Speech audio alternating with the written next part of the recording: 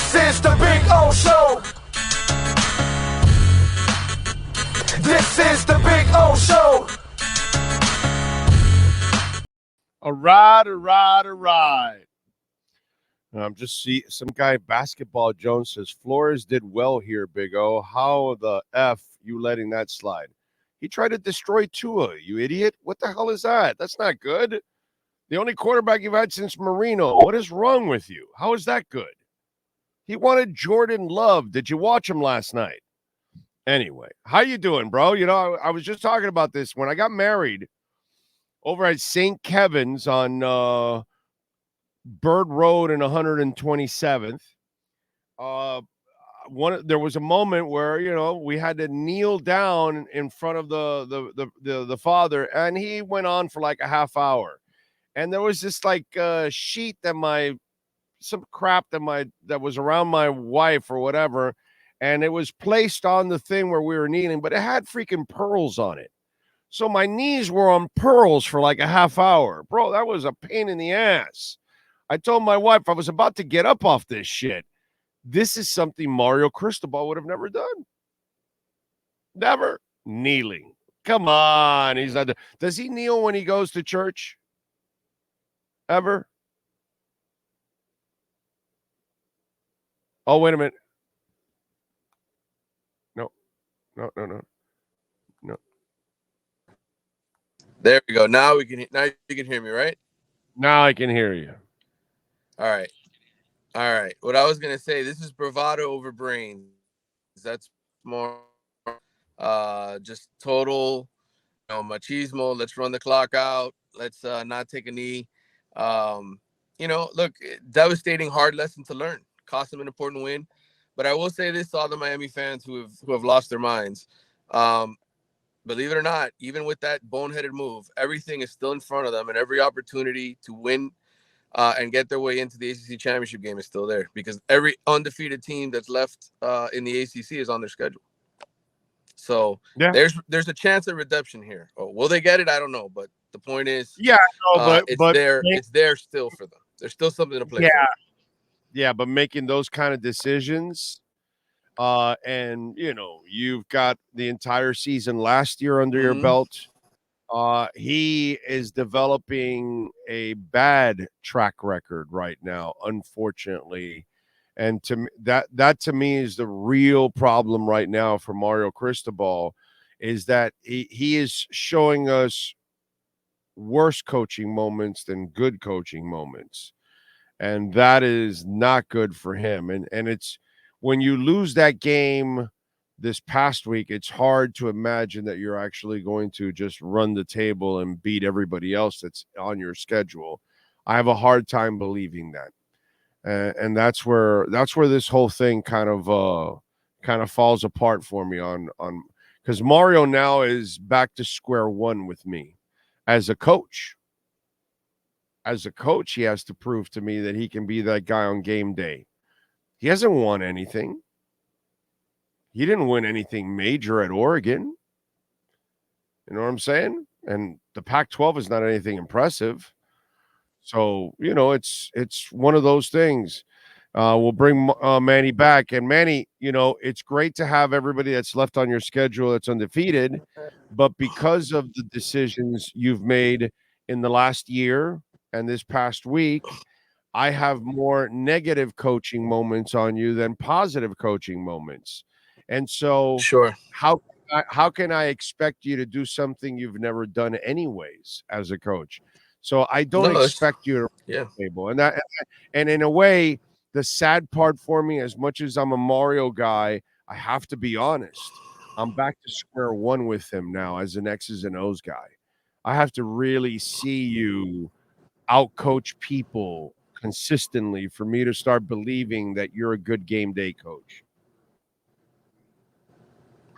Yeah, I mean, I think that's going to be the knock on him all the way through. I mean, look, he had an impressive win on the road at Ohio State, at Oregon. He obviously won the Pac-12 Conference 1, so he's accomplished things in his past. He won at FIU, which few people have obviously been able to do. But the game management thing is something that's plagued him his entire career, and it's something he's going to have to overcome. No question about it. Yeah. And I'll give him credit here finally, because too much of the shit that night on Saturday was about, well, we should have won the ball. What did you tell Don Chaney? I told him, hey, man, we should have run the ball and all that. Yeah. Well, we lost Manny again. Oh man, this one's been an interesting one because I can't answer it because then I got to repeat it again when he comes back. So I'll say it when he comes back. He did well destroying Tua, right? That's did this guy answer at all? No, he didn't, right? Of course not. Flores did well. Give me a break, bro. Flores is a cancer for this team. I think what people don't get about the Flores era, it's the front office that gave him the players. And even in the first year to be able to win a few games. And all they've done is build that roster up that it's up to the coach to be a better coach, X's and O's. And the year they didn't make the playoffs, they should have made the playoffs, but that 7-game losing streak. So that's the problem with some of you out there. I think you look at this flow thing a little wrong. All right, he's back. Yeah, I'm going to get Manny on real quick, but I think he's referring to Safid said that Flores did well here, and you let it slide. I don't think what Safid had said. He said, record-wise, he did well here, I believe, or something like that. Yeah, no problem. Yeah. There's no way I would let that slide ever. Not with Flo. Never. Ever. Sorry about that, man. No, it's cool. It's cool, dude. It's just, so for me, I'll give him credit on this because I was really pissed with Mario on this also. It was, hey, no, he even told Joe, well, we should have run the ball. We should have run the ball and all that stuff. And then on Saturday night, on the whole Don Chaney thing, and we talked about 2 hands on the ball and we should have run the ball, all that. What I wanted him to do was completely lay on the sword. Right. And just absolve everyone. Hey, this has nothing to do with the offensive coordinator. This has nothing to do with Don Chaney. This is all on me. I'm the one that wanted to run the ball. I made the mistake. It's not on Don Chaney. Don Chaney didn't have to fumble the ball because it was a bad decision on my part. And, when I see McDaniel, who is willing to take blame and say, I screwed up, it's like Mario is too prideful at times to admit to people publicly that he screwed up. And then it seemed like somebody must have reached him or he must have heard the criticism or something. But then the tune started changing by Sunday and Monday, where he started to lay more on the sword instead. And I also found that to be a little disturbing because, brother, that's what you were supposed to do from the get-go. That's what leaders do. You're supposed to take the damn bullet right from the get-go, and you didn't. And, his standoffishness, too, with Joe Rose in the interview and trying to be short. And it's like, yo, bro, you effed up. Now, take it like a man and answer these questions and handle it, dude. You know what I mean? And you're going to hold people accountable at times when they screw up under you, right? Well, guess what? Be a man here and deal with you being held accountable for something incredibly stupid. Well, I think, again, this goes back to Mario's ego, goes back to his bravado, being an offensive lineman, being a guy who, you talk to Mario and he looks at you and says, hey, bro, it's kind of that, right. He's a man's man, right? And those type of guys, those alpha males, usually are not going to turn around and point the finger at themselves right away because they always see it through, well, no, if everybody does their job, this is the way things should have gone. And the reality is he knows he screwed up. And I think he had to be coached into speaking the way that he finally decided to speak on Monday afternoon at his press conference. I think there's no question somebody had to come to him and say, Mario, you got to really fall on the sword now because this ultimately falls on you. But I think at the get-go, from the moment that game ended, while he understood that he blew it, I don't think he really believed that it was his fault they lost that game. Yeah. And so it just played out that way. It became, an issue where he had to be talked into it. And look, some coaches are like that. I mean, I'm sure Nick Saban is the same way. I'm sure some of these other coaches with huge egos are the same way. They don't believe that the reason they lost is ever their fault. If people would just execute, right? If they would just do their job as they were told, we would have won the game. This clearly is one of those instances where, as the head coach, Mario had to step in and he didn't do it. And, and it seemed to me, the more and more I watched it over 3 times. Which is not fun having to watch that game 3 times, at least the last minute and a half.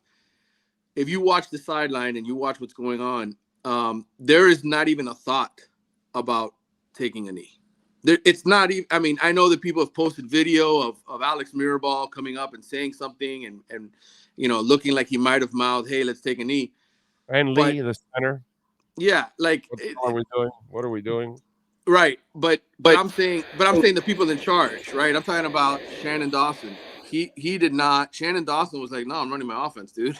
Like, we're running the football here. There was no like, oh, wait a minute, we're making a mistake. There was no regret until the result. And once the result happened, that's when they said, oh shit, we should have done something. Yeah, it's a shame, dude. And it's something that's a real setback for him. What are you hearing from administrators? Because they got to go like, wow, we gave this guy the keys to the kingdom and this is what he's doing. So I'm just wondering, how are they thinking?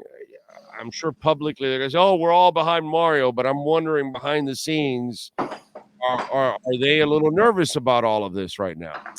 Well, I think it's certainly one of those tough to stomach losses because, look, these people have to turn around and ask for more money, right? Hey, support the cause. We have the right guy for the job. These kind of moments make that job a lot harder, right? But the reality is a lot of the people who have poured money into the University of Miami in the last year and a half have only done it because it's Mario. They weren't necessarily always as giving before, when it was Manny Diaz or it was Mark Richt or it was somebody else.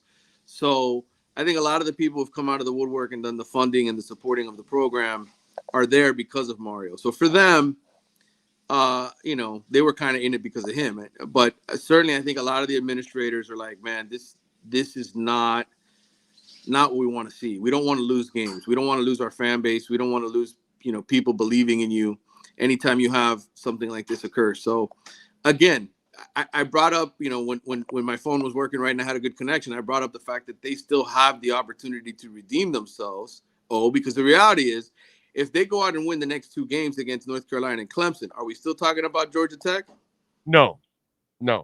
So you're going to have to win North Carolina. Yeah, absolutely. In order for us absolutely. not to talk about Georgia Tech. And absolutely. Outside of a blind ass Canes fan, who in the hell thinks they're really going to win both of those games? Yeah, I mean, listen, I'll say this. North Carolina, I think, is a better team than Clemson. I could see them splitting the next 2 games. I could see them winning the next 2, and then we're still lamenting Georgia Tech because now that's the loss that screwed you from making the playoffs. And it depends on also how you lose. Right. Oh, exactly.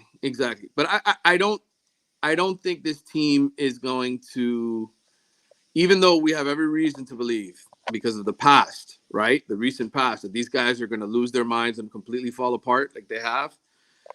I do think this is a different football team. I do think there are different players on this team. I do think there is enough Matt Lee influence to make sure that they're not going to come out ass backwards against the Tar Heels on Saturday. They're going to come out and they're going to be in that game, in my mind. Are they going to be good enough to win? That's a different question. Because Drake May is a beast, and I think he's going to pick them apart in ways that they haven't been picked apart yet. So, but we'll see. We'll see what happens. I know this. They win the next 2 games, and Mario, he he can stand there and stick the middle finger at all of us for calling him an idiot, right? Because he'll just say, "Well, look." No, he can never do that. He was an idiot. No. He has to know he was an idiot. And right. And if he doesn't know, then he didn't learn his lesson, and Right. he'll keep doing the same stupid thing over and over again. So I hope he takes his medicine like a man, and he understands that the criticism he's getting is well deserved. And by the way, he was very unimpressive last year. Okay. No, there's no question. There's no question. But again, you follow up this with the season you had last year. Mario has no business to talk. He needs to shut up. He needs to keep his head down, and he needs to get the job done from here on out. And he can't have any more of these situations, because last year was a disgrace. It was the worst season I've ever seen in Canes football history. It was the worst coaching I've ever seen, and I've seen some bad coaching lately with the Canes. That was the worst I've ever seen. And then that decision this past week, second worst ever, because Jimmy will always own it with the Fiesta Bowl, because that was a bad decision for 4 quarters. Right. That's a hell of a lot worse. You're watching it constantly screw up, and you don't fix it. That's the ignorance there is even worse. So Mario, it still goes down as the second worst Canes decision. Yeah, I went back and I started looking at all of them yesterday, because I was one of the things I wrote for The Athletic, like, where does it rank? And I thought, man, the Maryland one, 31-0 at halftime. Like, I remember as a kid watching that game and just being like, Jesus, I never would have imagined Miami doing something that terrible. But then I went back and I looked at the actual stats of the Fiesta Bowl. Oh my God. And to see that Alonzo Highsmith had 119 yards rushing on 18 carries, and you think to yourself, man, what would have happened if he had 24 carries, right? Like, where would we be right now? Just hand them off, and you would have won the title, no problem. They had 8 in the zone. Yeah. They were pushing 3. And he kept passing into what they wanted them for you to do. Yeah. And it was like how stupid can you be? And so no matter what you think about Mario's decision, it is not worse than Jimmy Johnson in the Fiesta Bowl. No. And then the O2 I mean the Fiesta Bowl where they lost to Ohio State is another one where just but that's the referee and a bad call. But you go back and you look at that tape and you think about the talent on that team, and you're just like, Jesus, you're just like, what a waste. What a waste again. But this is what Miami does. Like, I think this is one thing we have to take away too from this. Big O is, as great as Miami has been over the years, and the championships they've won, the championships they've played for, really wasn't coaching that ever put them over the top. It was always the talent. It was always the abundance of talent. The first one. The first one was coaching, because Schnellenberger coached his ass off, and they did a great job against Nebraska. But after that, like, how many great coaching jobs were really done? No, it was accumulation of talent, which to me goes back to why Mario's the right guy, because he can accumulate talent. And I don't know that anybody else that's really, since Butch left, there's anybody who can do it like that. So. Yeah, can't argue with that one. All right, what do you got going on in The Athletic, so folks can check it out, my friend? I was busy this weekend. This loss put me to work. So I got a lot of stories written up in The Athletic. I got a new podcast out for the Wide Right podcast. So if you want to read about Kneegate and, a bunch of stuff, Heisman Trophy stuff going on, Heisman voting. We did our straw poll this week. I put a Louisville kid in my top 3, by the way. Their defensive tackle, this kid, Ashton Jalad, who's 6.5 sacks. Who saw Louisville coming? I know some people thought dark horse. I'm like, man, Louisville beaten Notre Dame. They've 6-0. They deserve a little bit of love. So I wrote about him. So, plenty to read, man. We got a ton of college football content. Ari Wasserman, who hosts our Until Saturday podcast, does a great job. He's got a lot of hot takes on college football. So plenty to read there, and I'll have more on the Canes. I got a mailbag I got to answer. I got a lot of angry people in my mailbag this week. Oh, really? Who knew? Wonder why. By the way, they'll go from angry to extremely pissed if things don't go well in the next 2 weeks. So yeah, you're absolutely right. That's the other thing that Mario has put himself now in a position, brother. You have no more room for any error, any screw ups, nothing anymore. You lost every ounce of patience that there might have been left with any fans with you now. Now you better be performing at a high level from here on out, or you will be extremely criticized for any screw up that you make from here on out. Now it'll Absolutely. Absolutely. You're 100% right. His grace period. Every Miami coach seems to hit that wall in their first or second year, right? Like that loss, that moment where you think back to Manny Diaz, it was the loss to FIU. The moment they lost to FIU, right? It was, hey, you're on an 0-2 count, brother. Right. You better not swing and miss. Yeah. So Mario better be perfect from here on out, because people are gonna. There's already a ton of people that don't. They're already off his bandwagon. They want him fired, whatever. Because it was such a ridiculous decision, that like an elementary decision that should have been made. It's a shame. Yep. Follow him on Twitter, Manny_Navarro. Follow him on X. I'm sorry, whatever. Manny, have a great week, my brother. We'll catch up later on in the week. All right, brother. Talk to you later. Take care. Got it. Caneswear, 2566 South University Drive in Davie. They got anything and everything practically with the Canes logo on it. Hey, use our code BIG010 and you will get 10% off. So you can buy hats and shirts and jerseys, all kinds of stuff. Miami Dolphin, Miami Heat, InterMiami, Florida Panthers. Hockey season starts now. So they got anything and everything in there. All our local teams, man. They got all kinds of stuff. So go check it out. And again, if you go in person or online, use our code BIG010 and you'll get 10% off at caneswear.com.